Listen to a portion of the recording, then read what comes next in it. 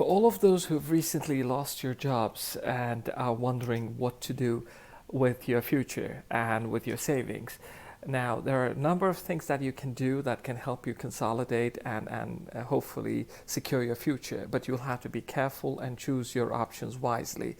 The first option obviously is that you go look for another job. You work on your CV, you start tapping into your network, LinkedIn and otherwise, and start making passive and active approaches to people on trying to find yourself a new job. So this is the first one. The second one obviously is that most likely your savings are already in a bank, and you will calculate your earnings every year of what the bank is giving you at the end of the year, and you will see whether that amount is good enough for you to sustain yourself on a month-to-month basis. Number three, what you will do is you will use some of your savings and buy a property, a real estate property, and you would rent it out, and then you would hope to make rental returns as your expenses cover by that investment that you've done in the real estate. So that is something that you could do. You could buy real estate and put it on rent and try to make money out of it. The other thing you can do with real estate is you can actually buy it to resell it. So you will wait for its appreciation over 2 to 3 years. So you have enough savings so that you can sustain yourself for 3 to 4 years. So you'll buy this property just to sell it and make money out of the appreciation value that generates within that property. Number 5, what you can do is you can, if you educate yourself or if you know something about it already, you can invest in the stock market. If you're a Muslim, you would be investing on Islamically approved stocks that you can invest in, which are Sharia compliant, and you can try and see how you can make some earnings around stock market investments. Stock markets these days are actually very, very interesting and attractive proposition for people to make a good amount at the end of the month, at the end of the quarter, etc. Some of you will think about launching your own startup. Yes, it is a good idea. You should think about starting your own startup, but you should be careful about not being carried away with the fact that startups are a risky proposition. Startups mean that you will be driven by something that may work or may not work. So you have to be careful and cautious about what you're planning to do and how you're planning to do it, and who are you planning to do that startup with.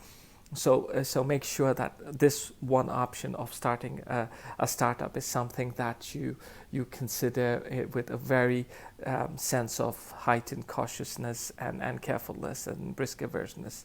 Now, the other thing you can do, which is a good option, which is option number 7, is that you can invest in an existing startup, because that startup, you can see everything that has happened, where they started the company, where it is the product ready, is the platform working, are there customers on it, are they making revenue?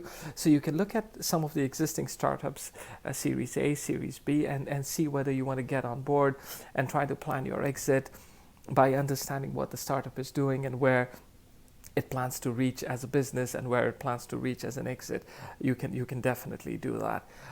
The last thing that you can do is you can actually get involved in an existing business that is running short of funding, but it is a good business, and you can participate with that business owner by offering your amount as a lending amount and agreeing with the owner on receiving the returns of every month's sales or every quarter sales as part of the profits coming back to you.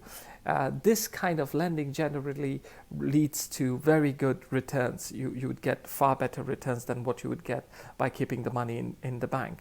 So there are a few options that you can consider if you've lost your job and you're worried about where your monthly income is going to come from. So I think the first option is you can look for another job. The second option is you can put money into your bank and wait for the end of the year returns. The third option is you can buy a property and put it out on rent and make money out of the rent.